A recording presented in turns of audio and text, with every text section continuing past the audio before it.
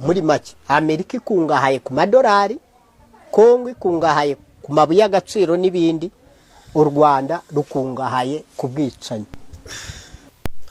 Mu Rugwiro village haravugwa bombori hariya mu Kirimba mu nda y'ingoma. Aha ni mu gihe hari injyane n'induru mu bagenerale b'u Rwanda mu gisirikare ca RDF. Byifashe gute? Aha ni mu gihe Paul Kagame ngo atacizeye abagenerale bamaranye imyaka 30 bayoborana igihugu c'u Rwanda. Aha ni mu gihe ngo asigaye abona inyifato canke ngo ingendo za bamwe basana batamufitiye icizere. Ngo arivyo vyatumye kwigenekerezo rya 24 amakuru mushoye kuba mutaronse Paul Kagame ahindura inzego zimwe ku rugero rutangaje. Aha mu gihe yafashe umupilote wiwe yitwa Brigadier General Godefroy Gasana amuhindura umukonseye wa ministre wa defense yogera mugira ico bita the chief of defense staff CDS on air force matters. Ibi rero bikaba torohe canke bitaguye neza benshi mu bagenerale basanzwe bari muri RDF, aho amajambo menshi avuga uku gukurikira ngo mbega n'iryari umupilote yabaye umukonseye, ngo n'iryari umupilote aha amategeko canke ngo aha impanuro umushikiranganje wo kwivuna abasi, ngo ibijanye na terrain no na pilotage ngo ntibisa, ariko benshi bagahuza uyu Brigadier Gasana hamwe na Paul Kagame ku mabanga menshi ngo mu bijanye no kwiba igihugu, ngo kuko Paul Kagame ngo iyagurutse ava mu gihugu c'u Rwanda agenda atekeye ibintu byinshi byagiye birava mu gihugu ca Kongo mu burasirazuba bwa Kongo, abitwara ngo mu bihugu bimwe asanzwe yaregeranirijemo ubutunzi bwiwe n'umuryango wiwe. Uyu rero Gasana ngo niwe azi ibintu byinshi, ngo kandi Paul Kagame ngo ubu ngo nta wundi muntu yizeye mu basirikare atari abana biwe n'uyu Gasana n'uyundi umwe. Uko niko biri mu gihe hari abarasirazuba bwa Kongo abasirikare b'u Rwanda injyane ni nyinshi, bamwe ngo bariko bararasana, abandi nabo bataha atawa bahaye uruhusha, abandi nabo bakora nkuko bisanzwe nkuko Paul Kagame yababwiye aho muvuye hose semakao ni muhashire induru ni mwibe ni musambanya abana ni mugira ivyo mugira vyose hama mukinjure. Aha ni mu gihe amakuru menshi ahari mu burasirazuba bwa Kongo ariko aravuga ko anemeza ko izi mbwebwe za Sarambwe RDF inkotanya basogosi n'ibitetegwe vyinshi no kubakandamiza n'igitsure c'amakungu eka no gutsindwa muri diplomasi, kuko bobo bibaza ngo intambara ngo namasasu ngo nukurasa, ariko utagira ubwonko naho nyene mu Kirundi hari umugani baca bavuga ati uburana n'umwana akaguha urubanza. U Rwanda gwarahaye intsinzi Kongo kandi ku rugero runini ya mbere nayo babwiye kuva kera ko kwayikwamba asanzwe asumba diplomasi Olivier Duhungirehe. Tshisekedi naho Paul Kagame yamwisuka mw'itango Livre de Pizza n'ibindi vyinshi, ariko birangiye amunyaye ku rubuga mpuzamakungu. Muri diplomasi Paul Kagame n'umwana muto, kuri Tshisekedi ni yicare yige. Benshi rero baratangajwe no kubona izi mbwebwe za Sarambwe ziva muri Uvira taho zirashe zikaba ziko zirabandanya ziba no mu tundi duce twishi twenda dutandukanye. Ico ncabaye igitangaro kinini cagaragaye cyane nuko u Rwanda rwagiye kwiyemerera ko rukorana na AFC M23, rukorana nizi nkora maraso n'aba basogosi. M23 ivyaha yagirizwa Town National canke International, bagirizwa ivyaha byinshi, baragizwa abakongomani barenga miliyoni 200, baragizwa gufata ku nguvu, baragiriza kuvyora utwana duto, baragiriza kwiba, baragiriza genocide, genocost, baragirizwa vyinshi. Rero u Rwanda ko kwamaze kwemera ko rukorana na M23, u Rwanda nago ubwo rusanzwe rusangiye ubwo bubisha n'ubwo bugome na M23. Aha rero nta kindi gihari, ico bemereye ko bakorana na M23 ngo ni kugira bagaragaze neza na neza ko bakorana, kandi ngo bakorana ku rwego rw'umutekano, aho benshi bavuga ati aho Rwanda rugomba gusubira gutera Kongo mu buryo bweruye, aho ngo ruzuba ruvuga ko rugiye kuronderayo FDLR. Ariko Rwanda bibutse ko mu nama zose z'abazadoha za ONU za Washington n'ahandi henshi benshi bamye bababwira ati aba FDLR muvuga bari mu mice musanzwe mufashe, ni mu rero ni mu bironderere nimba kuva ku ntwaro z'abakabira ba James Kabarebe bakiri abakuru ba etat major n'abagenerale benshi b'u Rwanda bakiri muri Kongo, mutashoboye kubayihadika kubarandurana n'imizi iyo FDLR seke kitabaho. FDLR murondera twayimenye. Uyu rero yitwa Brigadier General Godfrey Gasana, niwe ariko aravugisha abasirikare benshi cyane hariya mu Rugwiro, aho benshi bavuga ati, hari bamwe bavuze ati the exit ishoye kuba ari plan yo guhunga ngo ya Paul Kagame.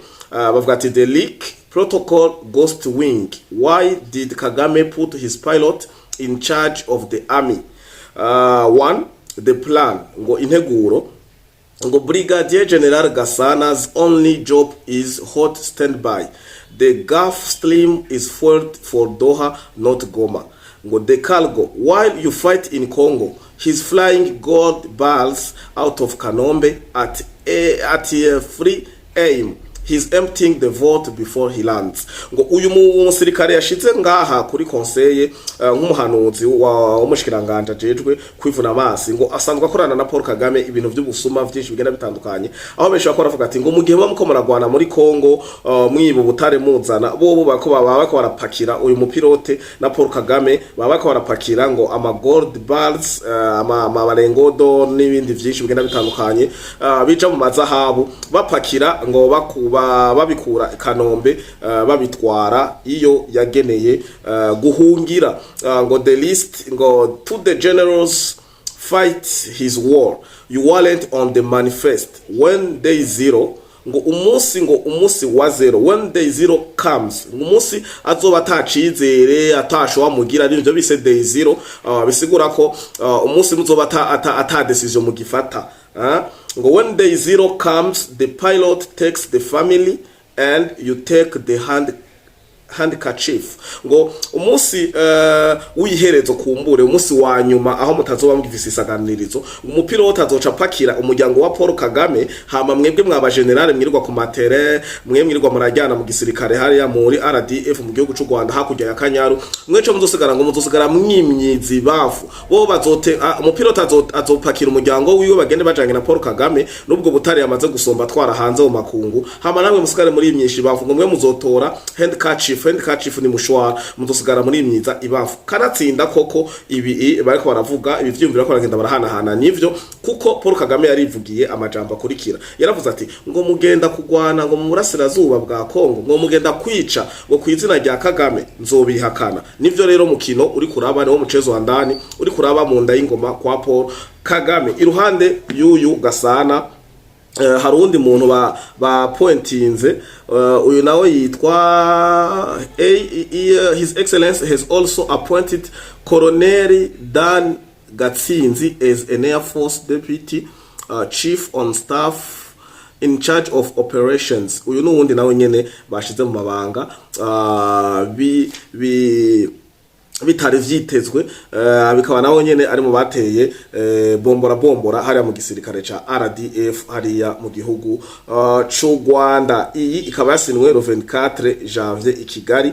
Mushoboye kuba mutayimenya amakuru mutayamenye, ariko gushikanda yagaruke ko nuko hari bombora hariya mu gihugu c'u Rwanda. Hama mukomeze kunyihanganira, munabona ko ntameze neza, narimaze iminsi kuva ku munsi wa kane ntagaragara imbere ya kamera, ariko nje mvuga ati reka turabire hamwe ibiko biravugwa mu burasirazuba bwa Kongo, mwisi cane hano mu karere kacu ka EAC. Inyuma yaho u Rwanda gwemereye ko rukorana n'izi mbwebwe za Sarambwe M23 ku mugaragaro, Olivier Nduhungirehe ari hehe? Olivier Nduhungirehe asanzwe ari umushikiranganje ajejwe imigenderanire y'u Rwanda n'ayandi makungu, ariko akaba twari twaramutaziriye umuvugizi wa M23 kuko yari umwe mu bafata ingingo muri M23. Bavuze aeroport ya Goma yugurugwe niwe yaje imbere guhakana. Bavuze M23 igira kunuko ngo ntiyaseruke mu Bufaransa. Bavuze M23 ntiyaseruke i Doha, niwe yari umuvugizi, niwe yari kicwa mbere wa M23. Ariko ubu Olivier Nduhungirehe arihe?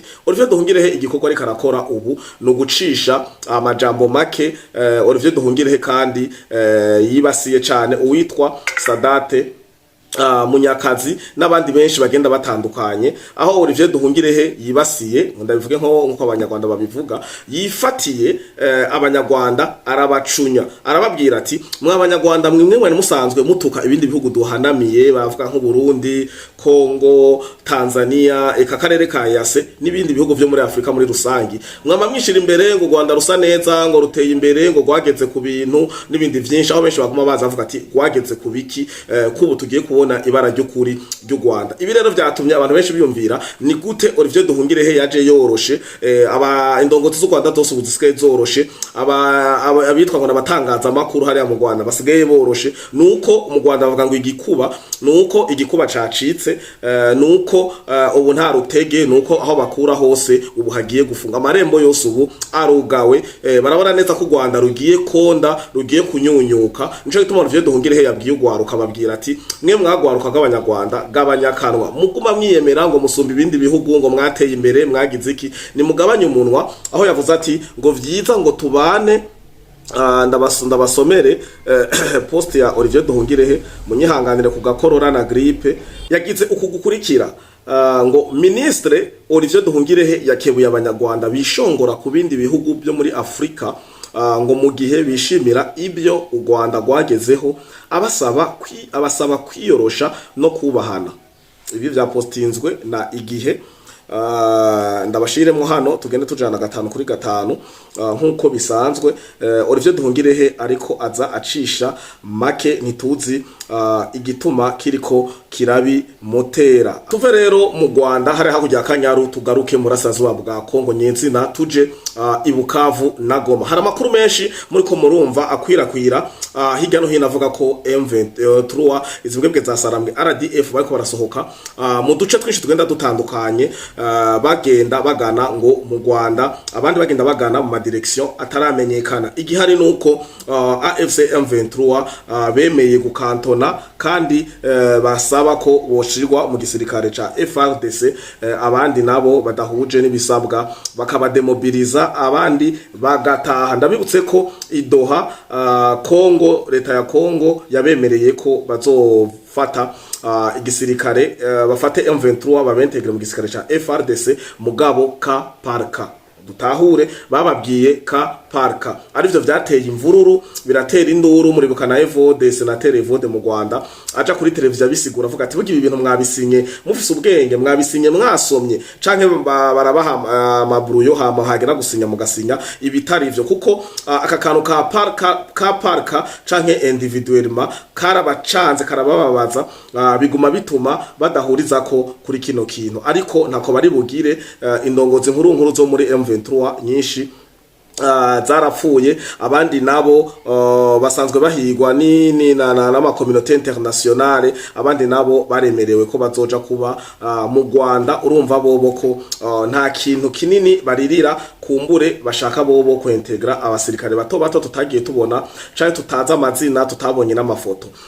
Rero muri Kongo bababwiye ko bazogira ka parka, bisigura ko bazohamagara nka Fleury bavuga ati uyu mumuze kwiki, yishe bangahe, yagize iki, bumvise uri inkozi ikibi biba birangiye. Uko niko biri rero, ngo bigiye kubugira gute, ngo bagiye gusubira ahantu bita Sabinyo Runyonyi. Sabinyo Runyonyi, c'est une ville frontalière entre le Rwanda, Uganda na RDC. Ni kumupaka na hantu hahurira bino bihugu byose bitatu. Ni kumupaka hantu hahurira ibihahuza u Rwanda, hagahuza Uganda, hagahuza RDC, hagahuza na Congo, aho bivugwa ko M23 ngo yoba ariho yazananye. Musanzwe mubitswe M23 yibumbabumviye mu bihugu bitatu, Rwanda, Uganda na Kenya. Rero bavuga ko binjiranye ngo hano Runyonyi, ngo niho bagiye gusubira, hama bakantone, hanyuma babademobilize, abandi babagire integration mu gisirikare. Ariko imbere yuko bashika kuri urwo rwego rwo gukantona no kubademobiliza, hari injyane ziriko ziraba muri bano ba AFC M23 RDF. Ngo bimeze gute? Baramaze gusohora itangazo ku basirikare ba M23 AFC M23 bose bari muri Goma na Bukavu ko umuntu wese w'umuresortisa w'umukongomani vy'ukuri, abitwa abafurero, ababembe, ababangu, abarega, abaki umukongomani nyukura pani baza ngo senkongore kwa d'origine kwa n'ibindi vy'ino, umukongomani nyezi na yitwa ko ari umukongomani, bose ntibarekuriwe kandi kwidegemvya, ntibareko barasirikira nkuko bahora babikora mu gucunga umutekano w'izo mbwebwe za Sarambwe. Ibi navyo ngo ni kugira ngo ntibatoroke, bagende kuvuga amabanga menshi mu gihe hari muri atwaye ko bariba n'ibindi byinshi bigenda bitandukanye. Rero bamaze gutanga itegeko ko abariko barasirikira bapatruya n'abasirikare b'u Rwanda gusa ni RDF, abakomoka muri Kongo bose basa n'abari encerclé, basa nuko bababoheye ahantu hamwe, ntibaboshe n'imigotsi canke amaminote, ariko babimye ukwidegembya libre circulation nkuko yahora hagati yabo ntigihari nkuko bisanzwe. Uku niko biri muri uno mwanya barindiriye ko ibikurikira bigenda birakomandwa na Paul Kagame, ariko nituzi ko bigiye kuborohera. Ubusuma bwobwo buriko burakogwa, ahariko haragaragara amakontineri ya Monesco n'imiduga myinshi y'u Rwanda ipakiye ibintu byinshi bigenda bitandukanye, ntavyo basiga. Ndabona ku mareresi no ku mafoto ari amavarizi, ibisandugu vyugaye, amamatera, amahema n'izindi karto tutabona neza ivyo zirimwo, ariko ibi byose byinshi bako babipakira mu makontineri ya Monesco, aho byateye uruhagarara. Ni bantu nituriko turatahura ko Monesco nayo nyene iri kirasohoka ica mu gihugu cy'u Rwanda, nkuko bariko baravuga ko bino biko biribwa bija mu Rwanda, canke babatije amakontineri kugira bibe bapakire vyoroshe. Ifoto reka ndayibashirire hano namwe tuyirabe twese hamwe, turabe 5x5 mubone akakano kambaro kibara aho bariko bariba ku mugaragaro, izuba riva hariya muri Bukavu na Goma. Ariko sibigitangaza ku bwanje kuko niyo ngeso u Rwanda nababwiye kuva kera.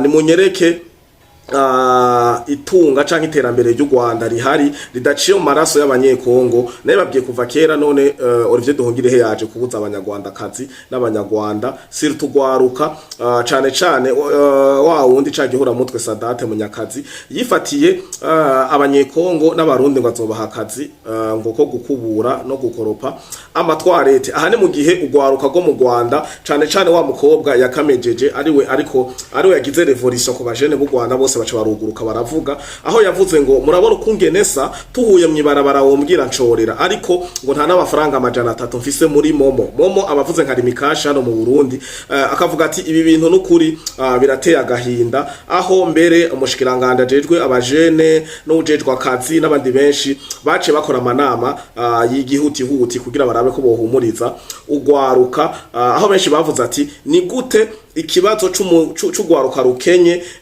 giteye ikibazo gusumba ikibazo c'ubukene nyezina mu gihugu c'u Rwanda. Tukiri mu Rwanda nyene ko twahagarutse, reka duje ku nyubakwa y'umuhungu wa bivuga ko ari y'umuhungu wa Kagame yitwa Comoro, ivyo bita ngo Kigali Tower, Kigali City Tower. Inzu ya Comoro igaragara nkuko itariki iri inzu nkuko bari barayubatse, kuko ngo inuka cyane kubi cyane nkuko abanyarwanda bavyivugira. Ariko sibishasha, hari kiganiro nigeze gukora kotinga canke fata amareresi canke amajambo ya Scovia yivugira ko Kigali inuka, imvura iguye amazira ntoke umwanda wose usirikira muri Kigali. Ibi Scovia no yavyivugiye, abatavyibuka reka shiremo akareresi hano tubanze tugakurikire, hama tugaruke tubandanye twumva ivyaranze inzu ya City Tower nimbari Kigali Tower y'umuhungu bivugwa y'umuhungu wa Paul Kagame ariwe Comoro. Hama tubandanye nibikurikira.